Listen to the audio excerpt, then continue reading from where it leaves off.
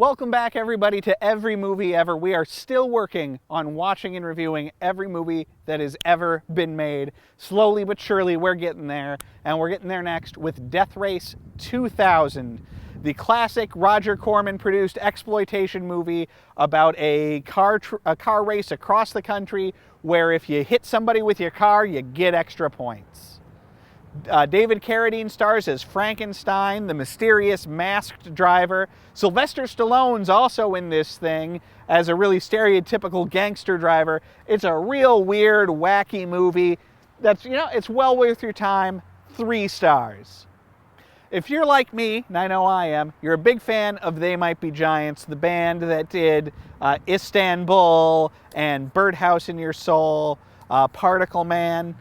Great band. But did you know they got their name from an old movie that stars George C. Scott as a crazy guy that thinks he's Sherlock Holmes?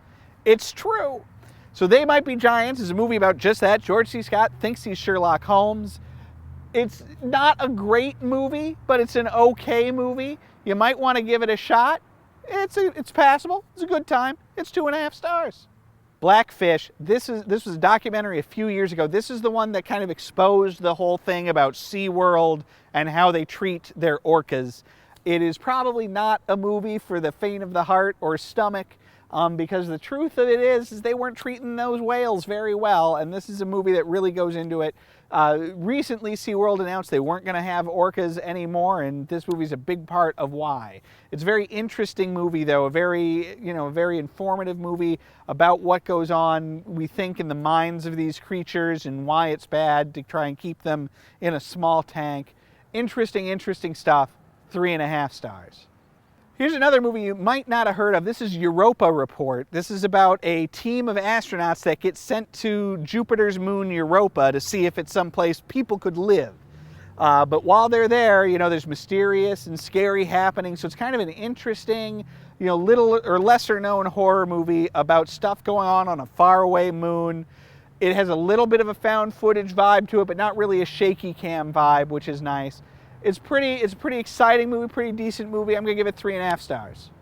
Oh man, let's talk about Roadhouse.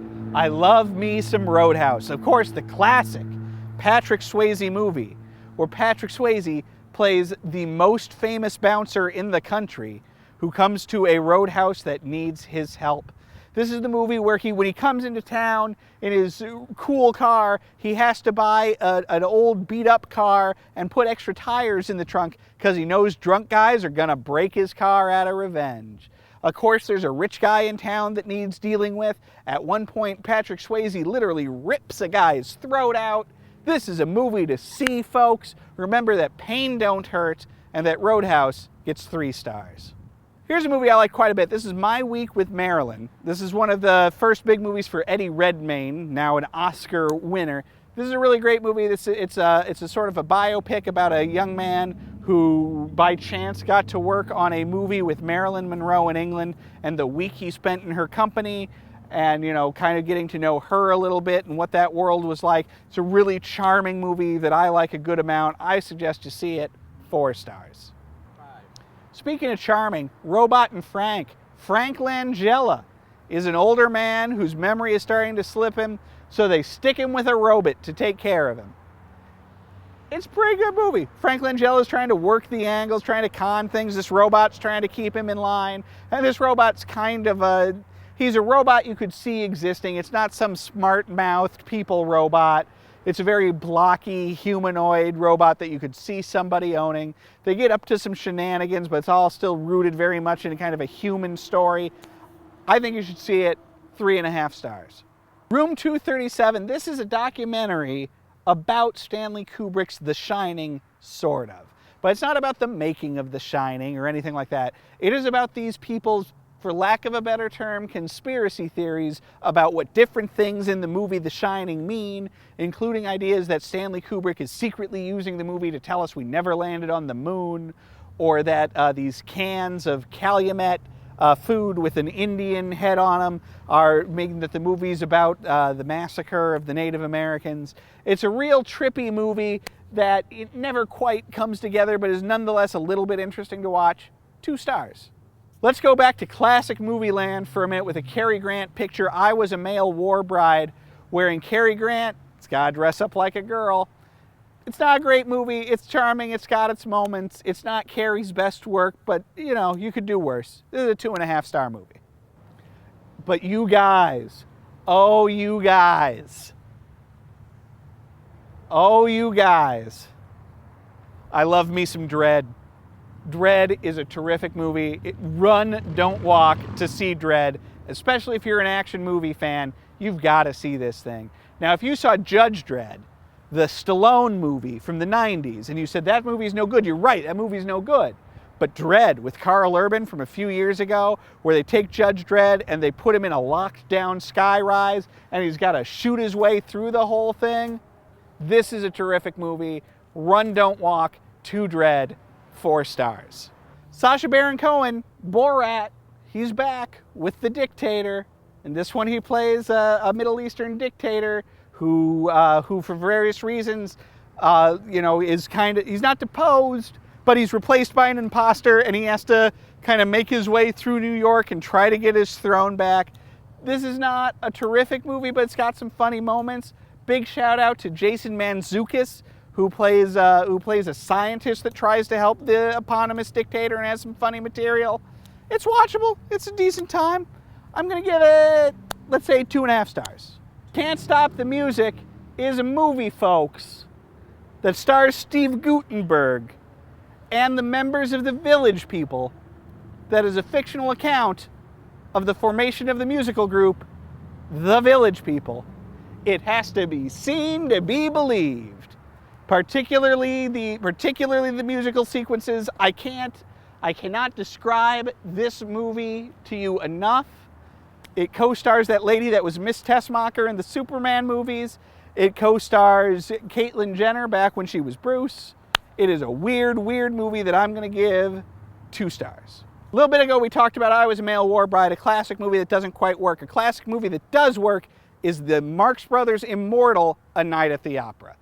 This is the opera one, right? The Marx Brothers movies they can be a little samey, although there are big swings in quality, especially when you get to the later years.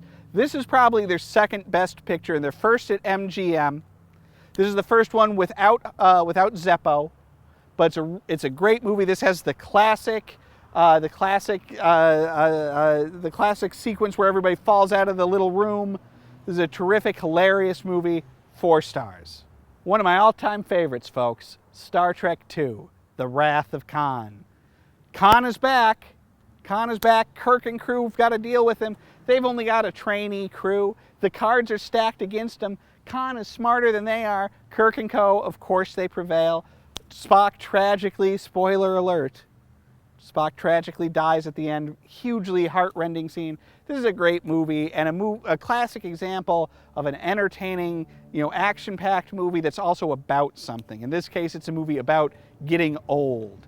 And deals a lot with Captain Kirk becoming an older man and how he feels about that and how he deals with it. It is a great movie, though. 5 big stars. UHF.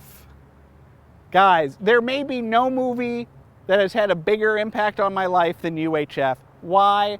Because I more or less live it every day when I come to work at North Metro TV. We're not a UHF station, but it's kind of the same idea. This is the movie where Weird Al takes over a UHF TV station and they start making weird TV shows with Michael Richards and Fran Drescher in tow.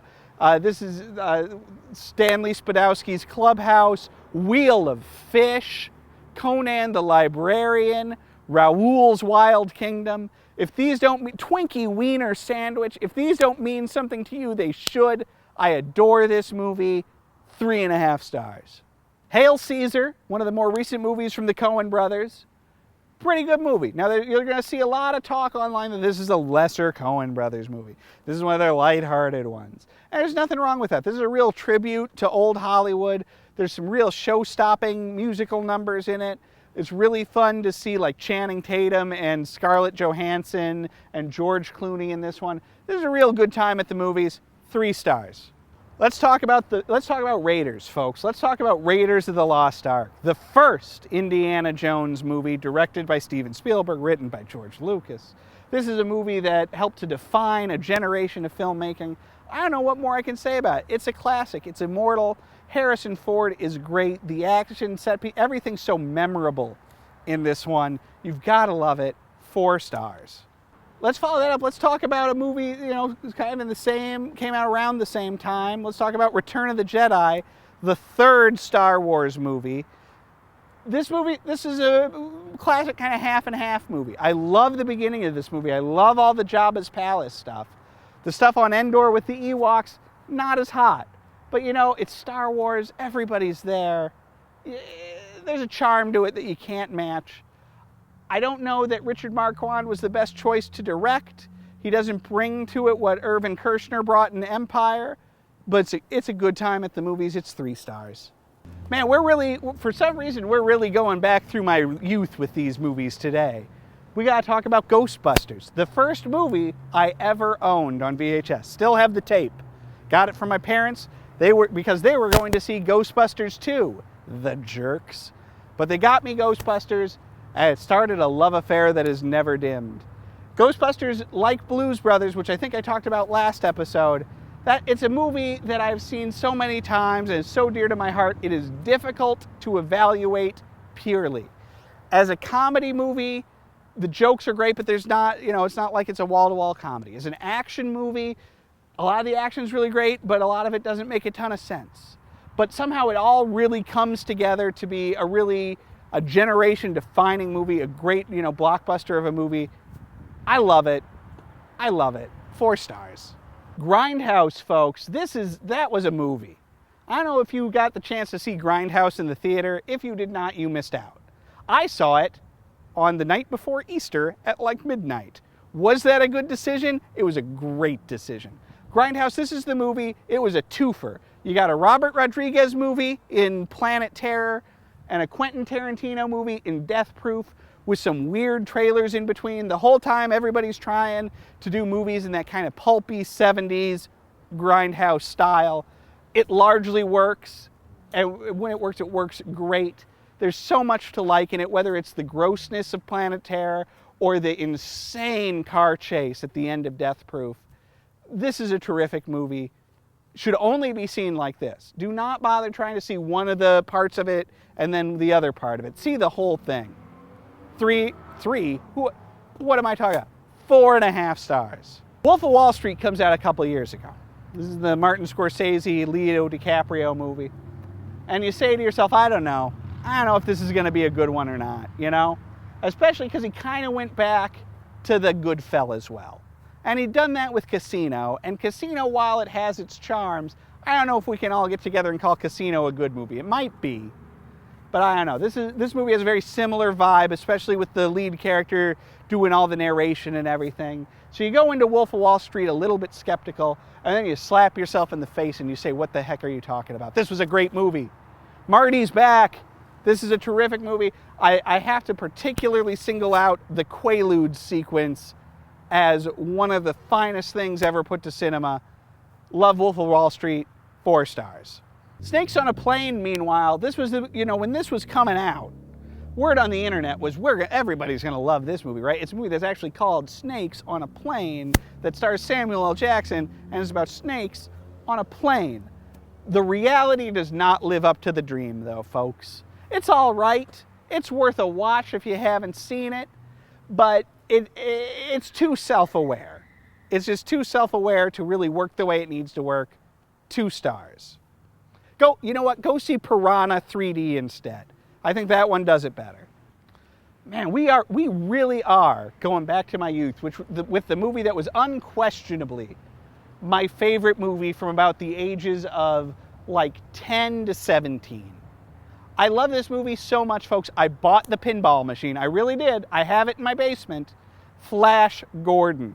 The 80s classic with that insane Queen score.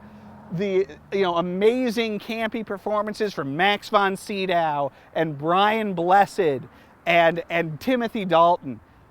the most garish movie ever put up on the screen, something that only could have come from the fever dreams of Dino De Laurentiis.